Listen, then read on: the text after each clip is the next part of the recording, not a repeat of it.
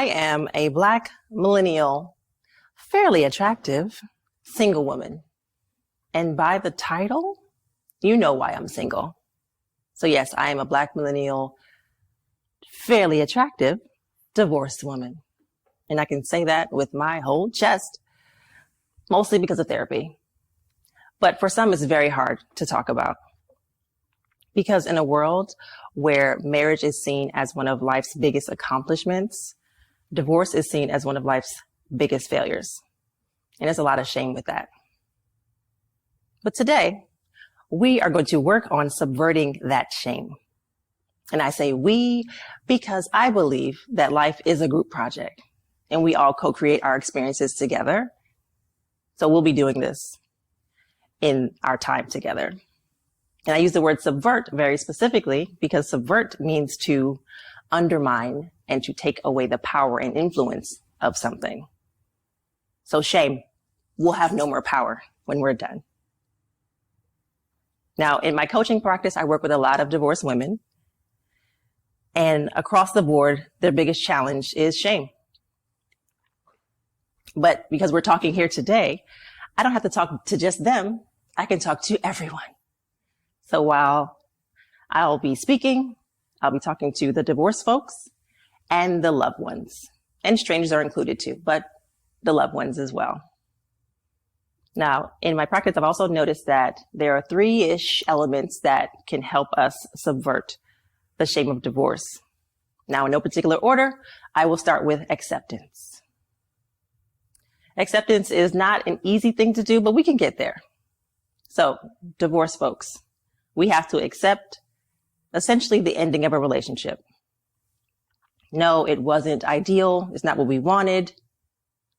And we probably got married in front of a lot of people.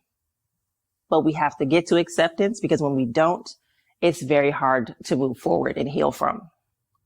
And acceptance might sound familiar because it is a stage of grief. And what you might be grieving is the death of your relationship, the death of the life that you've known, which is understandable.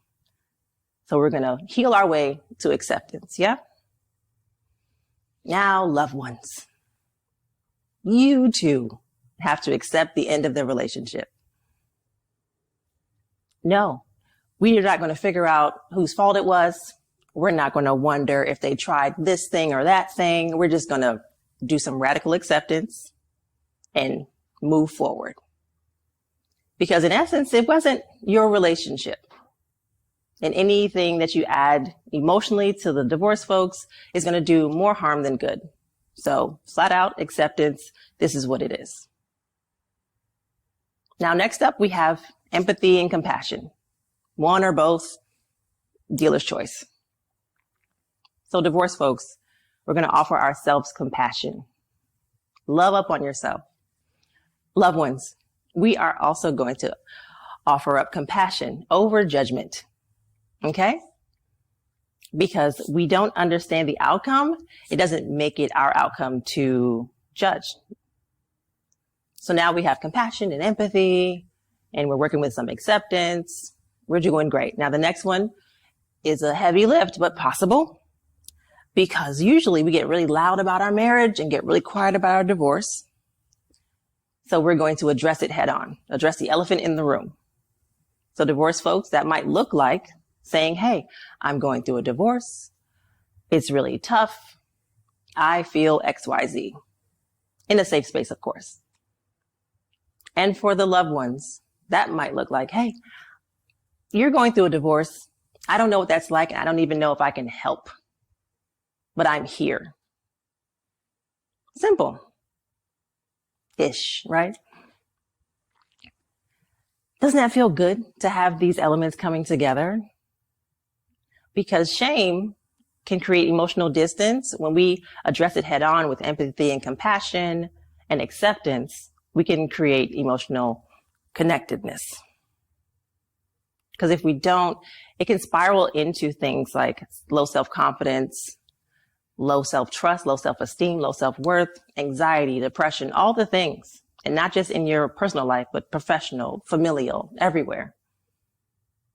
And even in her own talk, Brene Brown said that shame needs secrecy, silence, and judgment to grow. If we're doing all these things, we're addressing the elephant in the room. There will no longer be an elephant. There will no longer be a room.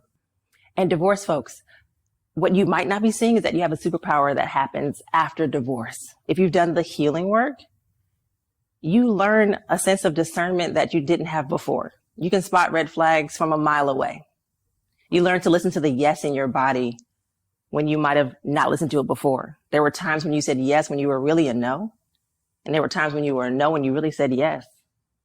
But after going through something, that doesn't happen anymore. You're wiser because of your experience. And if you're like me, you date without any attachment to an ending. And that's just freedom and fun.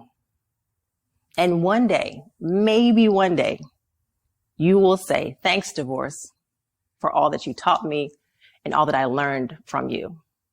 And you get to move forward with a clarity and confidence that wasn't possible before the divorce.